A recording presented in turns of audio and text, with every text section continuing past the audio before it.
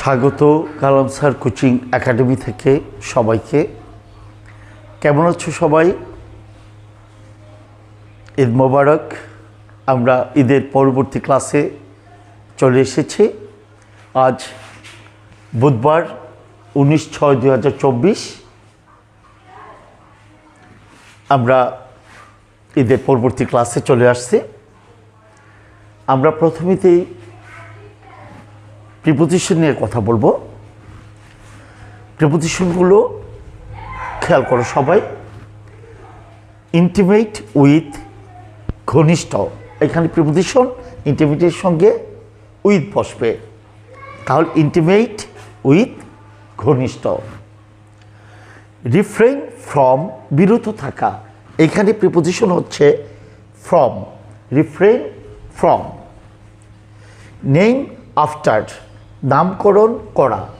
Name after, এখানে preposition after. Originate from, উৎপত্তি হওয়া। অরিজিনেট ফ্রম, প্রিপোজিশন হচ্ছে ফ্রম, উৎপত্তি হওয়া। ফিড অন, খেয়ে বাঁচা। ফিড অন, যেমন the cow feeds on grass, তাহলে এখানে কি অন, তাহলে প্রিপোজিশন কি হচ্ছে অন। এ হচ্ছে আজকে প্রিপোজিশন। আর আমরা এখানে কিছু সাধারণ জ্ঞান দেওয়া, প্রতিটা ক্লাসের মতো আমরা সাধারণ জ্ঞান দিচ্ছি। যেই সাধারণ জ্ঞান খুলনা বিশ্ববিদ্যালয়ে আসছে বিগত সালগুলিতে।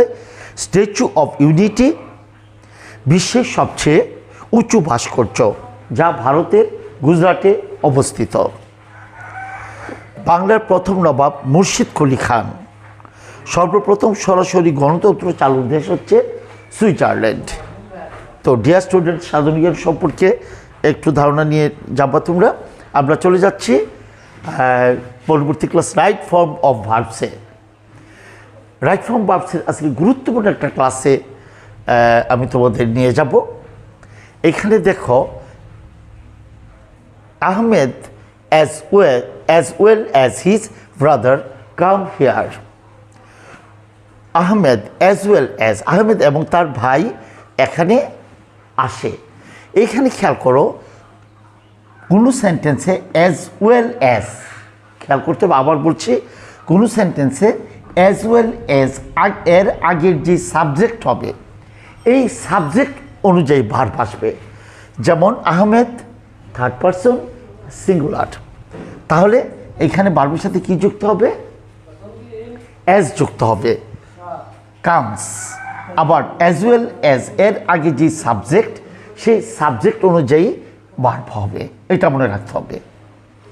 তারপর Ahmed along with his brother B present. এখানে আবার সেম, অ্যালং উইথ এর পূর্বে যে সাবজেক্ট থাকবে, সেই সাবজেক্ট অনুযায়ী এখানে ভার্ব আসবে। যেমন যদি প্রেজেন্ট টেন্স হয় ইজ বসবে, আর পাস্ট টেন্স হলে ওয়াজ বসবে। ডিয়ার স্টুডেন্টস, আশা করি তোমরা বুঝতে পেরেছো এটা। তাহলে আমরা চলে যাচ্ছি use of as if and as though, যার অর্থ যেন। এটা অনেক গুরুত্বপূর্ণ একটা ডিপার্টমেন্ট ইংলিশে।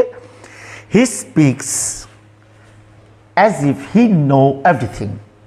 সে এমনভাবে কথা বলে যেন সে সব জানে।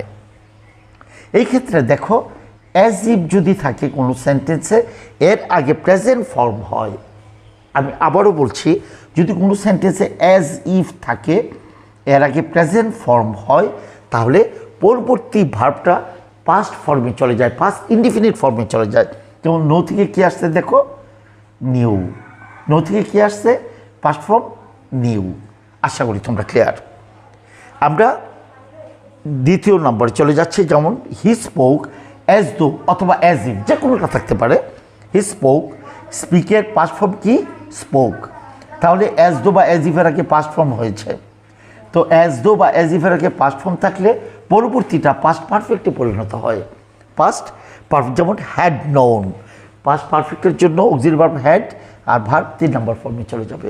তাহলে কি হচ্ছে? Had known. তাহলে আশা করি তোমরা অ্যাজ ইফ এবং অ্যাজ দো এর যে নিয়মটা, আশা করি তোমরা বুঝতে পেরেছ। আর এখানে কোনো ধরনের সমস্যা যদি থাকে আমাকে জানাবে তোমরা, আমার প্রিয় স্টুডেন্টস। তো আজকে এই বুধবারের ক্লাসটা আজকে আমরা এখানেই সমাপ্তি ঘোষণা করছি। আর এই সবার জন্য দোয়া রইল, আমার জন্য দোয়া করো, ভালোভাবে ঈদের বেড়ানো শেষ করো। আর তারপর আগামী শনিবারের ক্লাস তোমাদের, আর বৃহস্পতির ক্লাসটা তুমি ইতিমধ্যে পেয়ে যাবে। ভালো থাকো সবাই, সুস্থ থাকো, সুন্দর থাকো। খোদা হাফিজ।